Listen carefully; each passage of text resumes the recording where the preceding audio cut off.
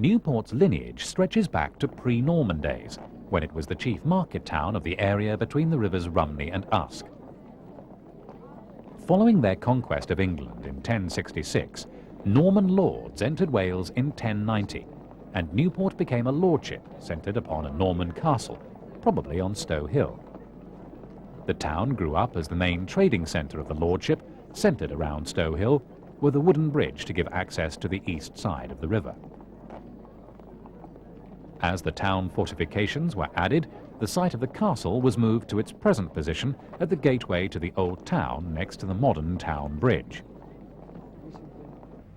Newport, like many other lordships, possessed institutions and rights which had been established by custom and practice. Charters established trading rights, authorized tradesmen's guilds, determined weights and measures, and controlled markets and fairs.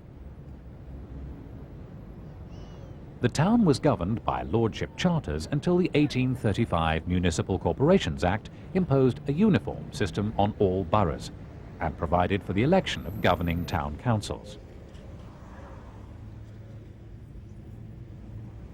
From Norman times up to the late 18th century, the town pill provided wharfage for the few sailing boats coming into Newport. The town's houses, inns and shops were grouped around the castle and along the riverfront along the east side of the river. But in the last few decades of the 19th century, Newport was transformed from a small, sleepy market town into a busy, teeming port, shipping coal and iron out to the rest of the world. This transformation came as a result of a massive rise in demand for iron and coal throughout the world in the 19th century. Newport had the good fortune to be ideally placed to take advantage of this demand. A writer in 1892 described the town as situated on a deep and spacious stream with the richest coalfield in Britain at her doors on the one side, and on the other hand, the open waters of the Bristol Channel. The stream referred to is the River Usk, which became one of the deepest rivers in commercial use in the United Kingdom. The opening of the Monmouthshire Canal in 1796 gave easier access to the coalfields of the Welsh valleys. This was followed by the opening of a town dock in 1842, then the massive Alexandra dock in 1875. By 1914, Newport shipped over 6 million tons of coal a year, nearly 90% of which was destined for foreign ports. The small town had been transformed into a booming commercial port with links throughout the world. A massive population boom occurred between 1850 and 1914, when house building boomed, the town centre was redeveloped, dock and railway facilities were extended, and industry established itself along the river. In 1801, the population of the town had amounted to about 1,000 people. In 1881, it had reached 40,000, and by 1911, 90,000. This expanding town, with a prosperous and cosmopolitan workforce, created a demand for a wide range of goods and services. At the height of the late 19th century Newport, there were 30 hotels, 66 inns, 73 beer houses, potteries, glassworks, builders' merchants, ironwork foundries, carriage builders and garment manufacturers.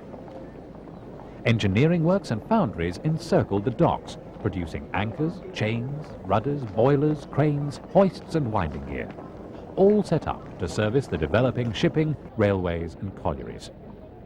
7 dry docks supported a flourishing ship repair and marine engineering industry. The Morgan family played a prominent part in Newport's industrial growth. The family had lived on the outskirts of Newport since 1402, and by Victorian times possessed a massive income from some 40,000 acres of agricultural land in Monmouthshire, Brecon and Glamorganshire. The leasing of land for iron and coal extraction enabled the Morgan family to transform unprofitable agricultural lands into super profit. Today, the endeavours of this immensely rich and powerful family are still reflected around our town. All of the scenes in the film are celebratory, but even so, there are reminders of Newport's history and heritage. The 1945 and 1953 scenes provide a last glimpse of the end of old Newport. Many of the old Victorian buildings, institutions, firms and shops are still in existence. The churches, chapels and youth movements still play a prominent role in daily life. The old town hall is still standing. Lovells, Wynns, Simmons, Wildings are still important local employers. There are no scenes of the docks or of the trade in iron and coal upon which the prosperity of the town was built in the 19th century. But there are references, for instance in the name Commercial Street, a street built by Lord Tredegar, who owned much of the land in the town, to connect the docks with the rest of the town. The film looks back to a time before the redevelopment of the 60s and 70s, when many beautiful Victorian buildings were lost. Much of the heavy engineering industry disappeared, and Newport lessened its traditional links with the river and concentrated on linking itself with the rest of the world via a new road system which cut through the town.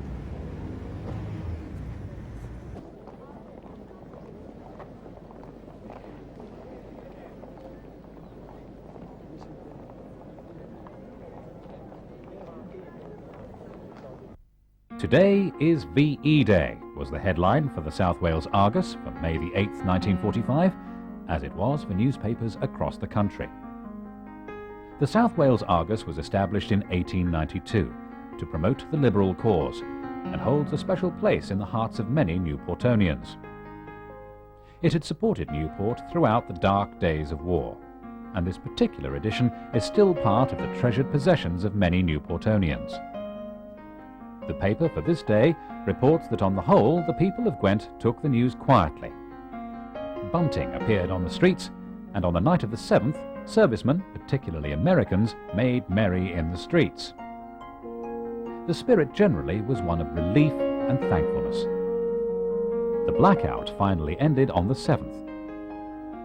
The Victory Parade is seen here in Clarence Place, having just come over Town Bridge. In 1945, Newport celebrated the end of World War II in brilliant sunshine. The Victory Parade started in the cattle market in Pill and progressed along Commercial Road, up Commercial Street and High Street, and then over the river, ending at Newport Athletic Ground. The streets were lined with thousands as the parade took over an hour to pass any given point. Among the many groups and organizations taking part were the Sea Cadets, the Royal Navy, the Army, the Wrens, American Forces, the RAF and the RACs. Also involved were the ATS, the Army Cadets, the Fire Service, the Royal Observer Corps, the Home Guard and Newport Ambulance Brigade. Impromptu street gatherings consisting of mainly older people, young women and children formed across the town.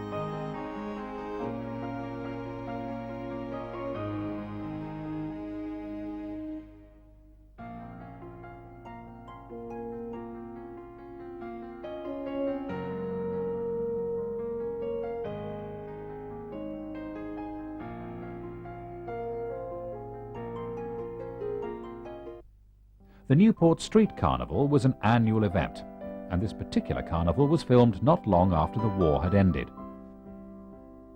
The first scenes are of the preparation of the floats in the Pill area at the dock end of Commercial Street, the Save for the Future float.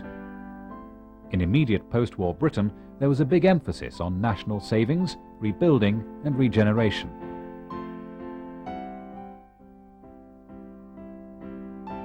This lorry belongs to F. James, a wholesaler from Corporation Road. The procession then moved off up Commercial Street and High Street and always terminated in Shaftesbury Park.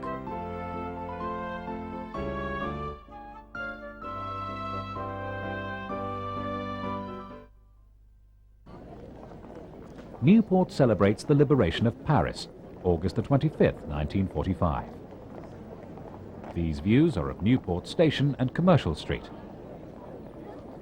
Bedecked with flags is the boarded-up Town Hall in Commercial Street. The flags flying include the Union Jack, the Free French flag, and the Stars and Stripes, which is just visible in the distance.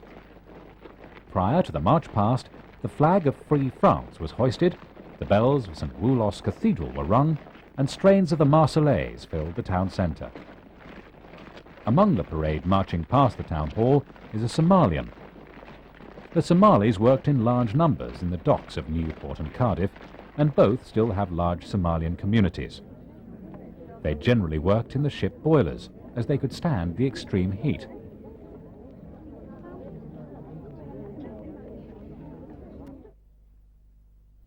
Newport Easter celebrations.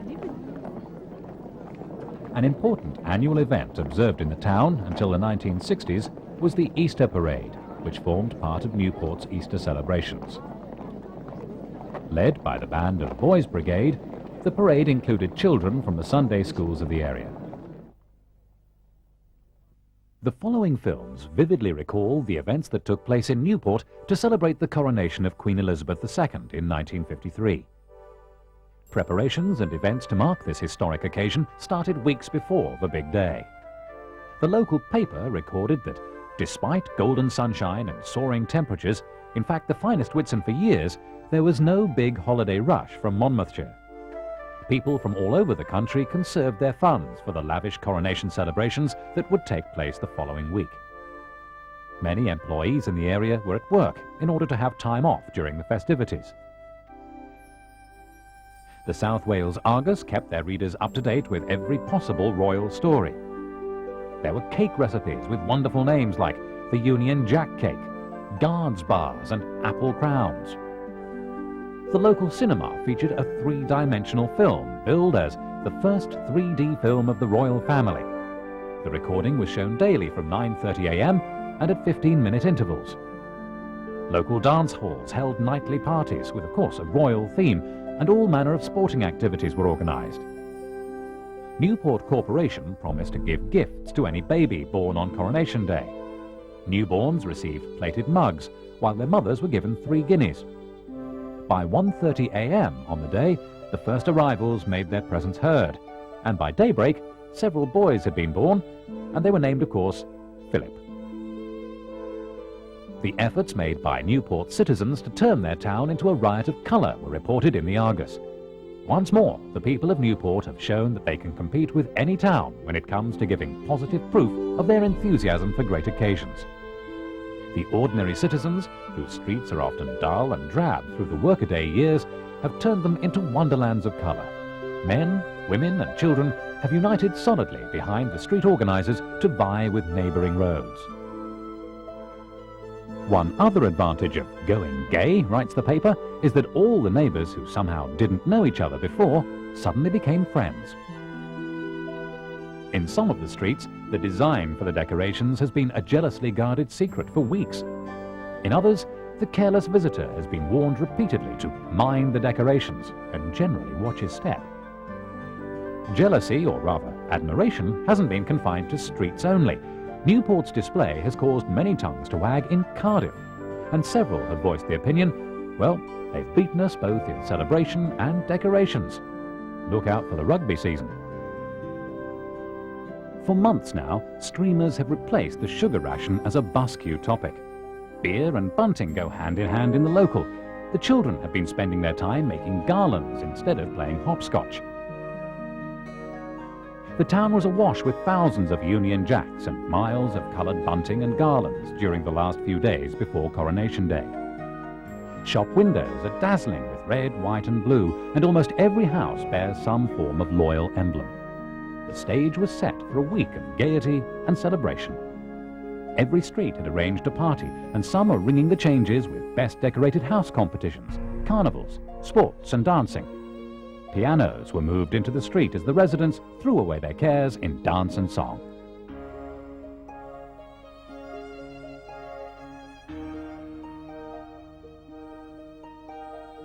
On the 23rd of May, 31 Newport women competed for the title of Coronation Queen in a contest held at the Civic Centre and judged solely by women.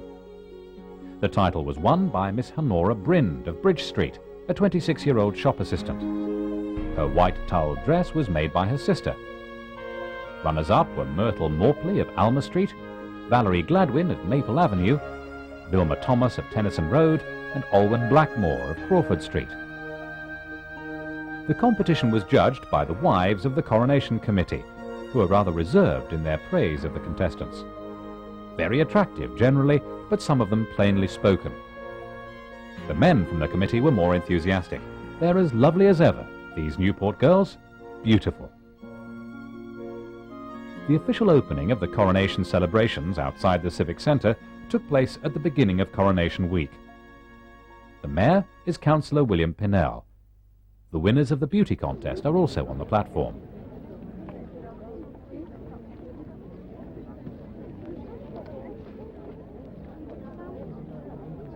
These are just a few extracts which appeared in the Argus in the run-up to the big day.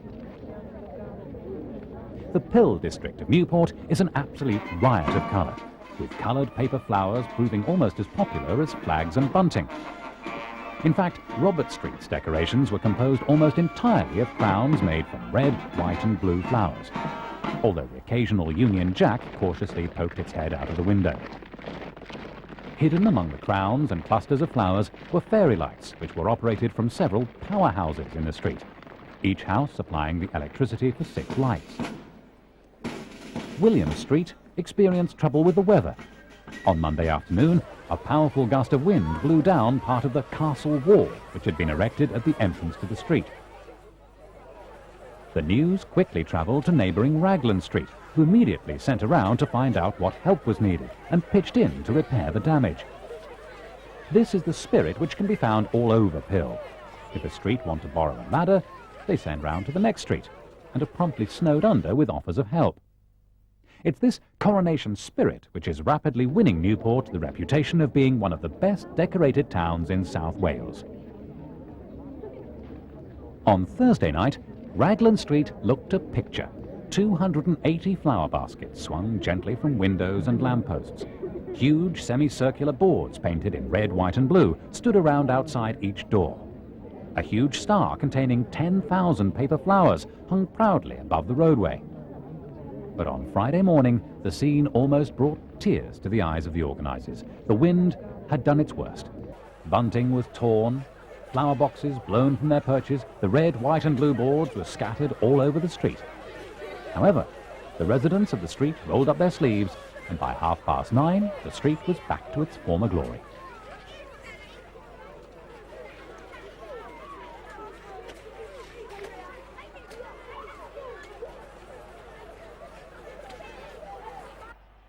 On Saturday, May the 30th, an international baseball competition took place at Crindau Park between England and Wales. The game, which Wales went on to win, was the first time the two countries had played at Newport for 33 years. Wales won on that occasion also, before a record crowd at the old Pill ground, and that record stood until 1945. The Coronation Cavalcade was a review given by staff from Standard Telephones and Cables Company, later Plessey's. The review was in a marquee at Crindau Park, and several evening and afternoon performances were given. It consisted of dancing, as well as cameos of great moments in history and short plays. A scene from the Merry Wives of Windsor. Angling competitions took place during the week at St. Julians Pond and the nearby Clisweri Lake.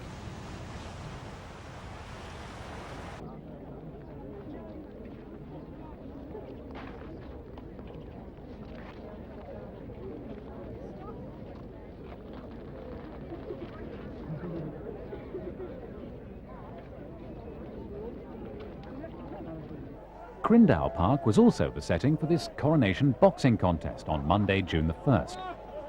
The contenders seen here are Eddie Thomas and Kit Pompey. Thomas was a former British boxing champion and was at this time trying to restart a flagging career. Pompey was reported as lacking the experience and ringcraft which Thomas could draw on, and as a result was decisively outpointed over 10 rounds. The 4,000 spectators were then treated to a fine contest between two young flyweights, Di Dower, an Abercynon mine worker, and Mickey Roach from Dublin. Coronation Day was a quiet affair at Newport. The attractions of television and radio, which offered the real thing, kept townsfolk off the streets until late in the afternoon. Unlike London, where the temperature rarely rose above 50 degrees, the thermometer at Newport reached a maximum of 69 degrees. Newport people who strolled the streets during the afternoon heard a 21-gun salute fired at the Civic Centre just before 5:30. The salute was fired by 4 25-pounder guns of the 283 Welsh Field Regiment TA.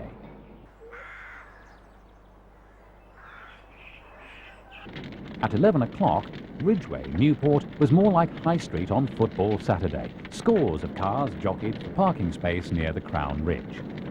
The crowds had gone to see the chain of bonfires across the country. Just before midnight, men and women at one Newport inn left their drinks and took part in a crocodile in and out of the premises. They lined up in the roadway and were dressed off in approved military fashion.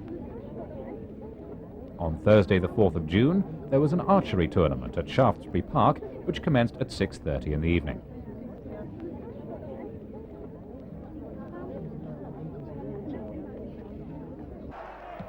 Newport County, who are no longer in existence, played at their home ground in Somerton Park. There was also a dog track at Somerton Park up until the 1960s, the scoreboard for which can be seen in the background.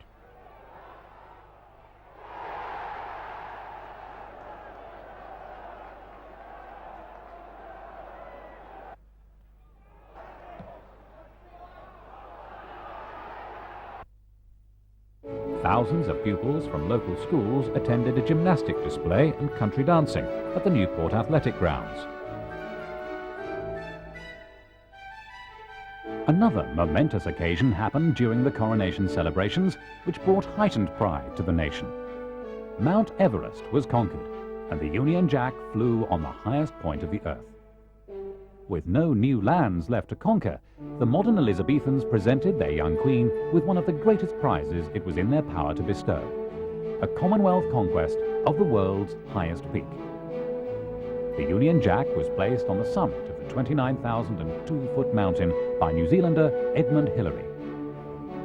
This triumph was reported to the Queen at Buckingham Palace as soon as it was received, and news of the conquest was cheered by the crowds in the Mall. Mr. Holland, New Zealand Prime Minister, who was in London, commented, "I would hope this terrific example of tenacity in this, our coronation year, might be regarded as a symbol that there are no heights or difficulties which the British people cannot overcome."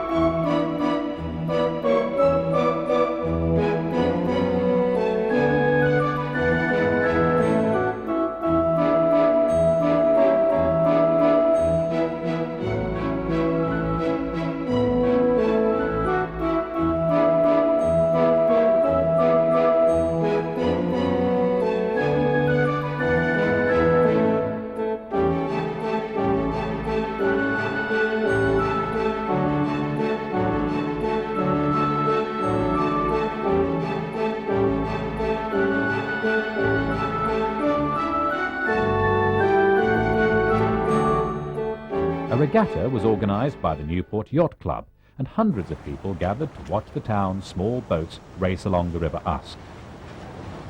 The Sea Cadets helped with the general organisation of the event. After the race, 1,200 children were treated to free rides.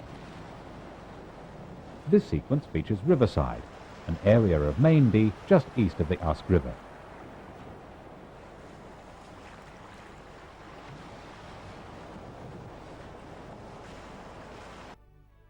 On the 3rd of June, the street decorations were judged. Lord Street were the winners of the South Wales Argus Prize east of the Usk, and were also awarded the Peter Freeman plaque as the best street in town. Robert Street won Best Decorated Street on the west side of the Usk.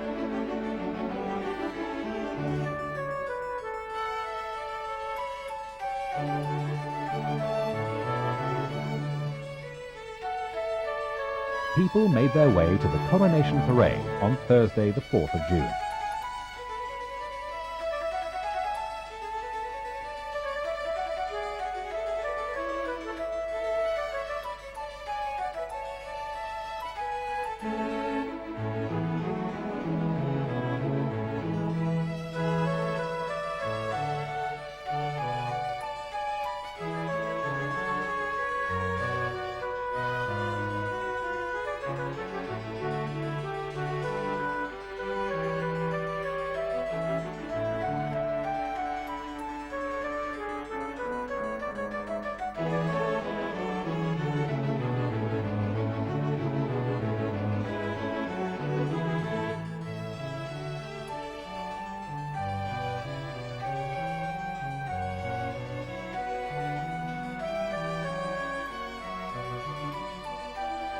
These are just a few extracts which appeared in the Argus.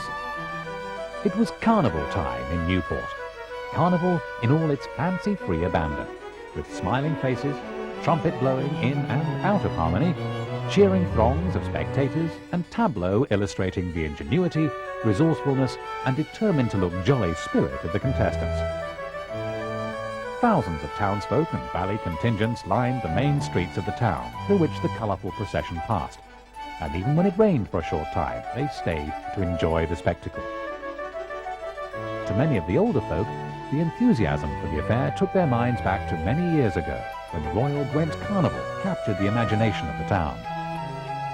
The crowds, 6 deep in parts and stretching for a couple of miles, took a leaf from the London crowds by selecting their vantage points in overlooking windows some time before the procession got underway.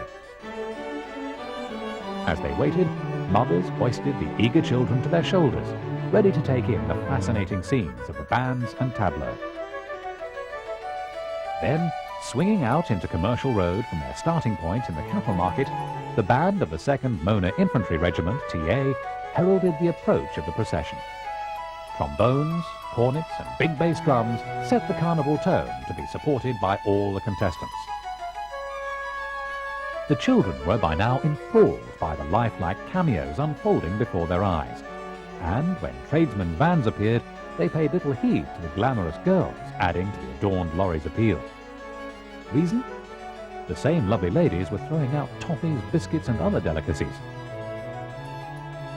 Other bands, those of the Army Cadets and the bagpipe-playing Boy Scouts, kept up the entertainment, and the occasional clown, staggering or waving to intimates in the crowd, added to the fun. Children also took part in the procession, their fresh young faces framed in bonnets or fancy dress hats. Right up to date was the man who, looking more like a one-man band than a mountaineer, sauntered up the street with a radio mast, television aerial, and other accoutrements held in place with string and chewing gum. What else was in the procession? Everything and everyone was one comment. Even one of the most queenly of queens, Victoria, was brought to life in a remarkable likeness. In the regal line, good Queen Bess waved to her subjects from the back of a lorry, and Newport's own Queen for a week, Miss Honora Brind, with her attendants, was well in the picture.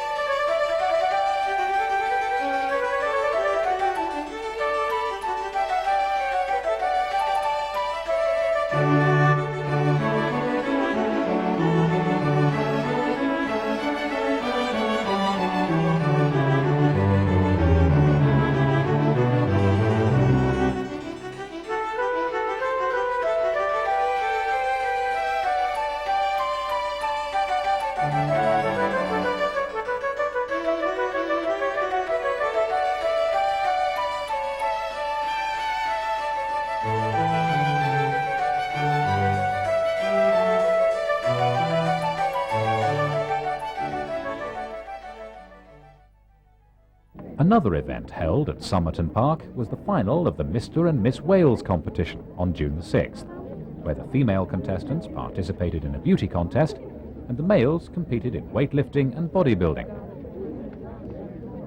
When the gleaming silver cup was presented to red-haired Norma Biss of Ebbw Vale after her nomination as Miss Wales, she was so excited that it slipped from her nervous fingers and crashed to the platform. When, a few seconds later, on her way back to the dressing room, a small boy asked the slim 19-year-old for her autograph, she burst into tears. Miss Biss was awarded Wales' Premier Physical Culture Award, organised by the Welsh National Physical Culture Association.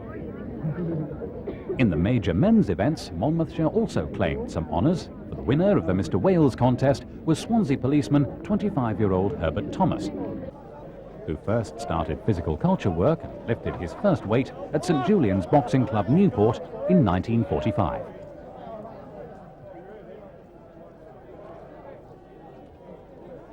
Many sporting events were held at Crindau Park Sports Ground.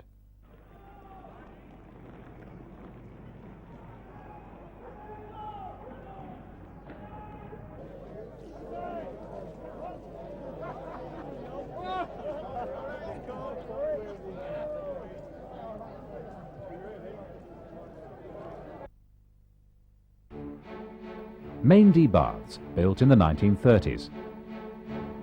The display is probably the Maindee Swimming Club.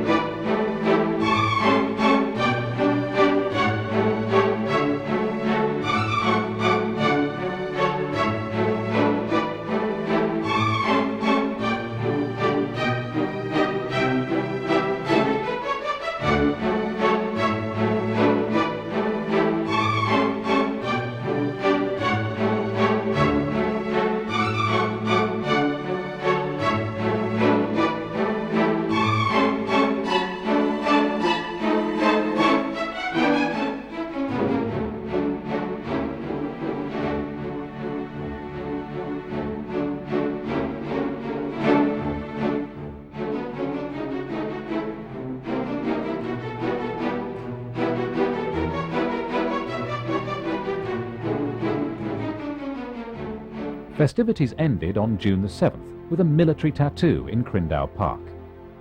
5,000 spectators attended a sell-out performance. Tickets were 4 shillings and sixpence. The 283 Field Regiment gave an enactment of a bloodless battle.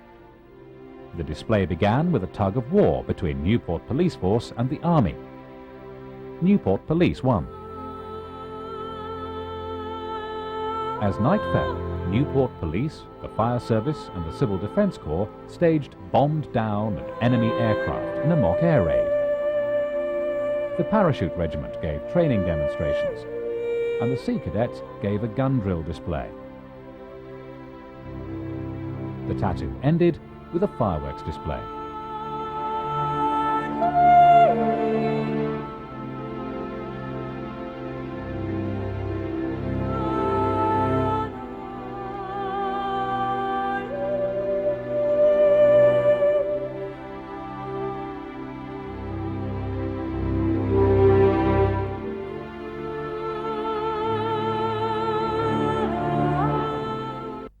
Heavy showers and stormy winds did nothing to dampen Gwent's enthusiasm for the Silver Jubilee Day, a celebration of the 25th year in the reign of Queen Elizabeth II.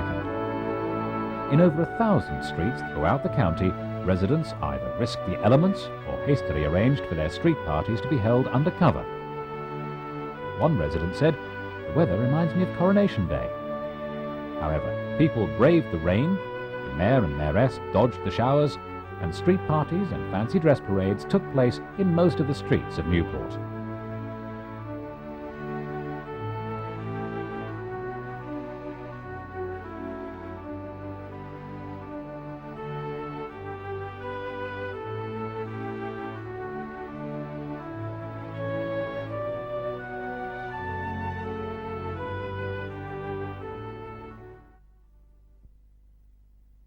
the wedding between Lady Diana Spencer and Charles, the Prince of Wales, was one gigantic party for thousands of people in Gwent. Despite the fact that the country was in the depths of recession and that local souvenir manufacturers had reported a nosedive in sales, either people aren't patriotic or they just haven't got the money, street parties were held throughout Newport. Things were much quieter in North Gwent, where Ebbw Vale had significantly higher rates of unemployment. Organisers of street parties were up early, putting the last touches to decorations, so that they could watch the wedding on television. Underneath an exceptionally hot sun, thousands of families came together to celebrate with everything from champagne to jellies and ice cream. Hundreds of streets were closed to traffic as trestle tables were laid for the afternoon parties, which were followed by fancy dress competitions, many with a wedding theme. In many cases, the afternoon parties were followed by evening discos for the adults. The community spirit continued the next day, when many revellers came out onto the streets early to clean up and save the council dustmen extra work.